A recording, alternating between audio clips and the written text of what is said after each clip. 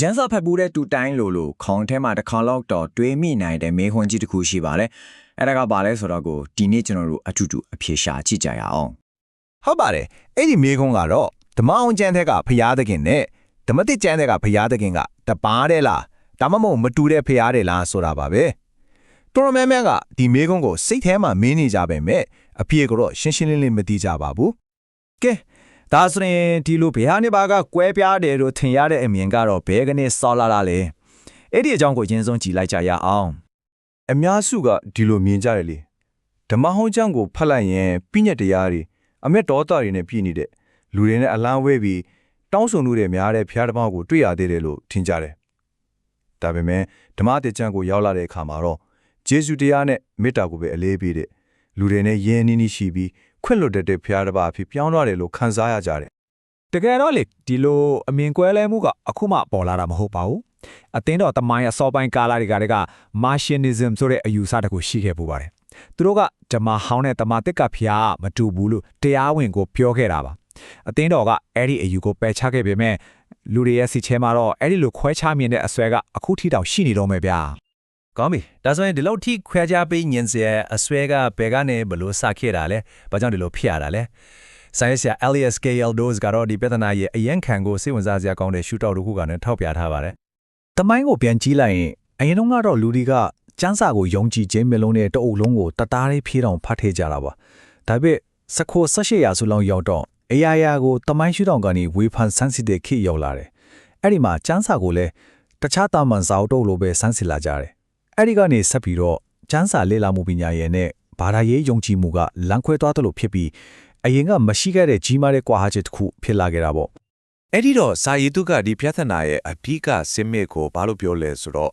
ခွဲထုတ်ထားလို့တဲ့သဘောထား isolationist tendency ကြောင်းလို့ဆိုပါတယ်ဒါကဘာကိုပြောတာလဲဆိုတော့ဓမ္မအောင်ချက်မှာပါတဲ့ဖျားသခင်ရဲ့ကိုယ်ပိုင်နာမှာတော့ Yahweh YHWH ကိုလေလူတွေကဒါခမီးတော့ဖျားတစ်ပါးတဲ့ကိုပဲရင်ညွှန်းတာပါလားဆိုလို့မာပြီးကန်တက်လိုက်တဲ့အလေးထားကြီးတစ်ခုဖြစ်သွားတာကိုဆိုလိုတာပါအဲ့ဒီလိုယာဝဲကိုခမည်းတော်တပါးတဲ့အတွက်ကန့်တက်လိုက်တဲ့အခါဓမ္မဟောင်းကျမ်းနဲ့ဓမ္မတိကျမ်းကြားကအရေးကြီးတဲ့ဆက်ဆက်မှုတွေဟာတိမ်မွေ့စွာနဲ့ပြတ်တောက်သွားပါလေရောဒါပေမဲ့ဆင်မပူပါနဲ့ဒီလိုပြတ်တောက်နေတဲ့ဆက်ဆက်မှုကိုဖြန်းလက်ချိတ်ဆက်ပေးနိုင်မဲ့တောတစ်ချောင်းရှိနေပါတယ်ကဲအဲ့ဒီတော့ကဘာလဲဒီလိုအချက်ကိုဖွင့်နိုင်မဲ့တော့ချက်ကဘာမှလဲဟုတ်ကဲ့အဖြေကတော့တခြားမှမဟုတ်ပါဘူးဖျားသခင်ရဲ့နာမတော်ထဲမှာပဲရှိနေတာပ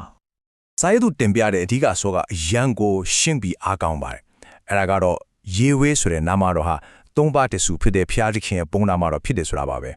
ဆိုတော့ဒါကခမည်းတော်ဟာယာဝေဖြစ်တယ်တားတော်ဟာလည်းယာဝေဖြစ်တယ်ပြီးတော့တန်ရှင်းသောဝိညာဉ်တော်ဟာလည်းယာဝေပဲဖြစ်တယ်ဆိုတဲ့အချက်ပါပဲဒါကိုကျမ်းစာထဲမှာဘလို့တွေ့ရလဲကြည်ရအောင်ဓမ္မအောင်ကျမ်းယောလအနာဂတိကျမ်းအခန်းကြီး1မှာပြောထားလဲဆိုတော့ယာဝေနာမတော်ကိုပတ္ထနာပြုသောသူရှိသည်များသောသူသည်ကဲတင်ခြင်းတို့ယောက်ျားလက်တန့်တဲ့ရှင်းနေတာပဲနော်ကဲတင်ခြင်းဆိုတာယာဝေနာမတော်နဲ့တိုက်ရိုက်ကိုဆက်ဆက်နေတာပါအခုတကယ့်ကိုစိတ်လုံးရှားစရာကောင်းတဲ့အပိုင်းကိုရောက်လာပါပြီဓမ္မတကျမ်းယောမဩဝါဒစာအခန်းကြီး10မှာတမန်တော်ရှင်မောလုကအခုနကယောလကျမ်းကယာဝေအကြောင်းပြောတဲ့ကျမ်းပိုက်ကိုပဲတလုံးမကျန်ပြန်ကိုးကားတယ်ဒါမဲ့ဘသူကိုယဉ်ညွှန်းပြီးကိုးကားတယ်လဲသိလားယေရှုခရစ်တော်ကိုယဉ်ညွှန်းပြီးကိုးကားတာပါဒါကဘာကိုပြနေတာလဲဆိုတော့အစောကကျွန်တော်တို့ပြောခဲ့တဲ့ယာဝေဟာတားတော်လည်းဖတ်တယ်ဆိုတဲ့အဆိုကိုကျမ်းစာကိုယ်တိုင်ကတက်တယ်ပြနေတာပဲပေါ့ကောင်းပြီဒီတော့ချက်ကိုကင်ပြီးကျမ်းစာကိုပြန်ဖတ်ကြည့်ရင်ဘယ်လိုအန်အိုးဆရာကောင်းတဲ့ဆက်ဆက်မှုအသက်တွေကိုတွေ့လာရမလဲလက်တွေ့ဥမာလေးတစ်ခုနဲ့ကြည့်လိုက်ကြအောင်ကမ္ဘာဦးချမ်းအခန်းကြီး3ကိုပြန်သွားကြည့်အောင်အဲ့ဒီမှာလူသားတွေကြဆုံသွားတဲ့အခါယာဝေဖျားသခင်ကသူတို့ကိုအသက်ပင်ကတီးကိုစားပြီးအပြစ်နဲ့အတူထာဝရအသက်မရှင်သွားစေဖို့ကရုဏာနဲ့တာစီခဲ့ပါတယ်ဟုတ်ပြီနော်အခုရှင်ယောဟန်ခရစ်ဝင်ကျမ်းအခန်းကြီး6ကိုခုန်ကူးကြည့်လိုက်အောင်အဲ့ဒီမှာယေရှုကဘာပြောလဲငါသည်အသက်မုံဖြစ်၏တဲ့ပြီးတော့သူ့အသားကိုစားတဲ့သူ၌ထာဝရအသက်ရှင်လိမ့်မယ်လို့ပြောခဲ့တယ်တွေ့လားဒီဇလန်ခုကိုဆက်ကြည့်လိုက်ပါအပြစ်နဲ့ထာဝရအသက်မရှင်ဖို့ကရုဏာနဲ့တာစီခဲ့တဲ့ယာဝေဟာအခုယေရှုခရစ်တော်အဖြစ်နဲ့လူစားတိခံပြီးအဲ့ဒီထာဝရအသက်ကိုကရုဏာနဲ့ပဲပြန်လဲပြည့်နေတယ်ဆိုတဲ့တစ်ဆက်တည်းဖြစ်နေတဲ့ယူနှုတ်ချင်းဇလန်ကြီးကိုရှင်းရှင်းလင်းလင်းမြင်လိုက်ရတာပေါ့ဒီလိုရှုထောင့်ကနေမြင်လာတဲ့အခါရလာတဲ့အကျိုးဆက်တွေကတကယ်ကိုကြီးမားပါတယ်